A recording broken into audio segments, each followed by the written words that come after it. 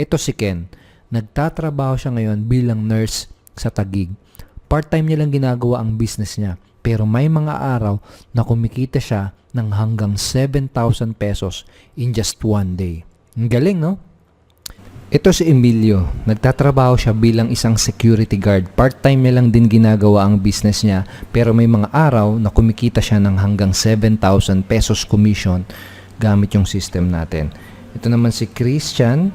Nagtatrabaho siya sa abroad bilang OFW. Ganun din. Part-time niya lang ginagawa yung business niya pero kumikita siya ng income. Ito si Neil. Isa siyang engineer at part-time niya lang ginagawa yung kanyang business pero may mga araw na umaabot yung income niya ng up to 9,000 pesos.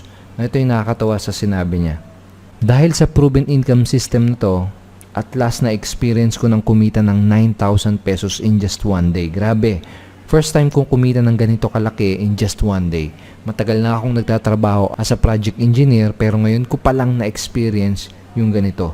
Sa trabaho ko, maraming araw ko ng paghihirapan para kitain yung ganyang kalaki. Ito si Roan Joy. Basahin natin yung post niya sa Facebook. 9,000 pesos in one day habang may iba akong ginagawa. Sobrang busy talaga ako sa kapilya, no? Nasa church siya at busy rin siya sa work. Kaya halos konti lang ang oras ko sa online business ko. Nakaka-inspire dahil yung sinasahod ko sa work ko ng pang-isang buwan, kinikita ko na lang ng isang araw. Salamat sa app system na ginagamit ko dahil may sales team na nagbebenta para sa akin. Ito yung sabi ni Lynn, nakakasyak talaga ang lupit ng apps na to. Posible pala kahit tulog ka, pwede ka kumita. Paggising ko at pagbukas ko ng cellphone ko at tinignan ko ang email ko, ito ang nakita ko. Cha-ching! You just earned 1,000 commission. Isa siyang OFW from Saudi Arabia. Ito sabi ni Paul, nakakasyak talaga. Yung paggising mo ay ganito bubungad sa'yo. Kumita ako online kaninang madaling araw ng extra income habang natutulog.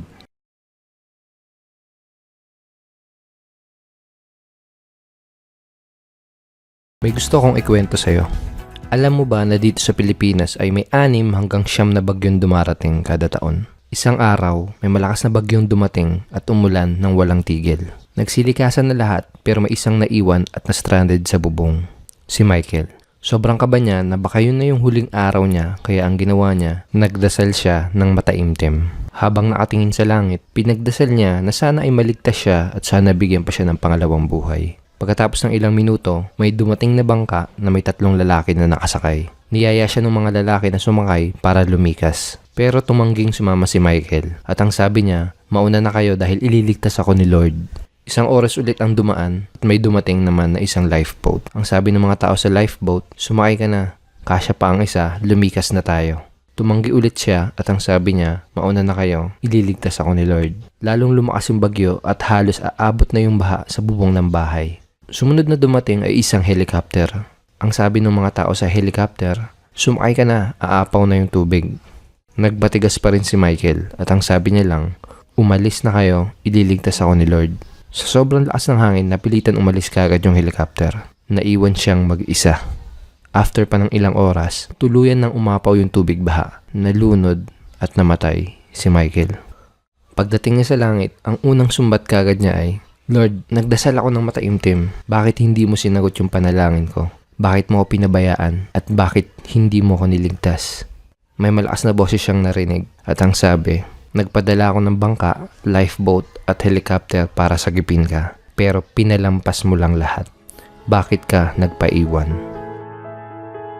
Minsan katulad din natin si Michael, humihiling at nagdadasal tayo na sana dumating na yung magbibigay sa atin ng magandang pagbabago. Minsan nagdadasal tayo na sana dumating na yung magpapaganda ng sitwasyon natin sa buhay.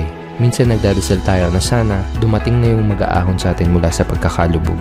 Minsan nagdadasal tayo na sana dumating na yung tutulong sa atin para yumaman o umasenso. Hindi aksidente na napunta ka sa website na to. Hindi aksidente na napanood mo ang video na to. Ngayon na nakita mo na to, isang posibleng sagot sa mga hiling at dasal mo. Ang tanong, sasakay ka ba o palalampasin mo lang din to? Huwag kang magpapaiwan. Sumakay ka na ngayon.